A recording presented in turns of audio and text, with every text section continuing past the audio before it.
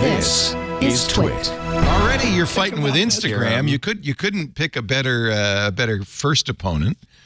Instagram throttles 404 Media's investigation into drug ads on Instagram.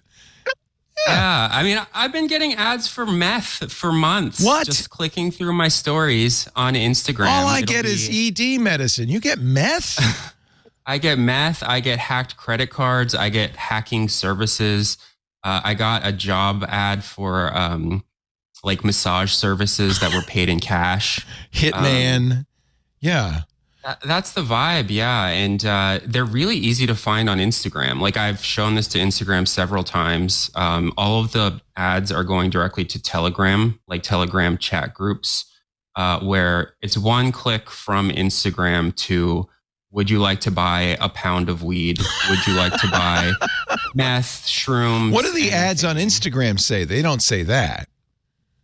Some of them do, which I don't know if you have the article up, but I do. A lot of them just have wads of stacks of cash, like people in ski masks standing in front of an ATM. But as you'll see here, this is psilocybin. That's directly on Instagram. Oh my God.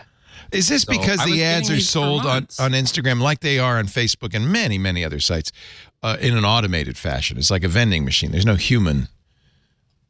I mean, they nominally have a review process, but something about the review process is broken. I'm sure there's so many. There's hundreds of thousands of ads a day.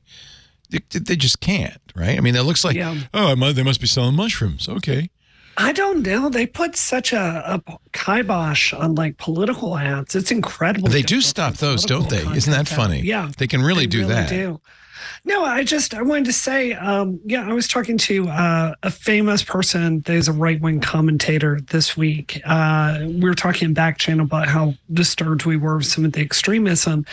And this person was telling me about how they have nothing but in their Instagram feeds, like posts about like how to construct pipe bombs for like domestic terrorism and stuff like that, like constantly in their feed. So it's just absolutely amazing to me, the stuff we get zonked for, and the stuff that just makes it through the NLP filters.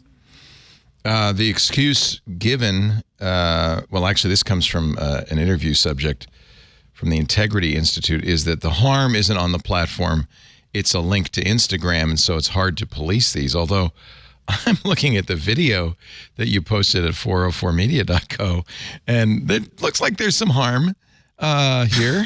Just off the top of my head, it looks like they're showing you how to, like, this is a codeine solution. Jesus. I mean, yeah, and the thing is I'm not offended by this stuff. It's like I was purposefully reinforcing the algorithm. Once I started seeing them, I started clicking on them because I was like, wow, like, why is this on here? But like I said in that follow-up, our article about this problem was caught right away because it used the word meth, it used the word drugs, and it was prevented from having reach. They stopped the article. They didn't stop the ads. Right. And you have like sex workers on Instagram, you have marginalized people, you have all these sorts of people who have their platforms and their reach limited all the time for these, pretty inscrutable rules sometimes. And then you have Instagram taking money to inject ads for codeine. And I got a lot of ads for guns even. And they're taking money for this, and they're not doing a great job of stopping it. I mean, I don't want to direct your listeners to go see where to find this, but Meta has an ad library, and you can see thousands and thousands of these ads if you search for a Telegram link, like a Telegram link shortener. And I've shown this to Facebook time and time again, and they say, okay, well, we delete it when we find it. And I say, okay, well, I can find it over and over and over again, no problem. Have you tried actually ordering it and seeing if it's actually that stuff? Because it seems to me there would be very little incentive. It might be a scam. Negative incentives, which is even worse. I'm not even going to get my shrooms. Exactly. So some of it is definitely a scam. Like some of the stuff you can tell, like this is someone trying to part a naive person from their money.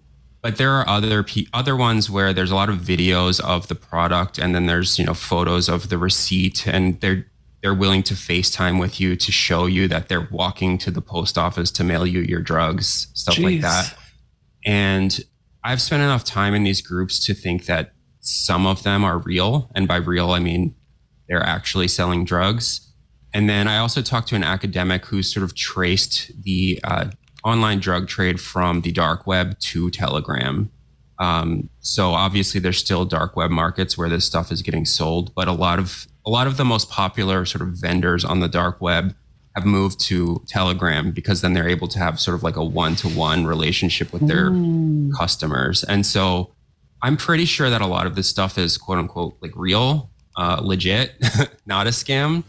But I did not buy any of it because that's illegal, and we're a new publication, so, you know, probably best not to go to jail in your first I want to last more than a week. Yeah. Hey, I'm Rod Pyle, editor-in-chief of Ad Astra Magazine, and each week I join with my co-host to bring you This Week in Space, the latest and greatest news from the final frontier. We talk to NASA chiefs, space scientists, engineers, educators, and artists, and sometimes we just shoot the breeze over what's hot and what's not in space, books, and TV. And we do it all for you, our fellow true believers. So whether you're an armchair adventurer or waiting for your turn to grab a slot in Elon's Mars rocket, join us on This Week in Space and be part of the greatest adventure of all time.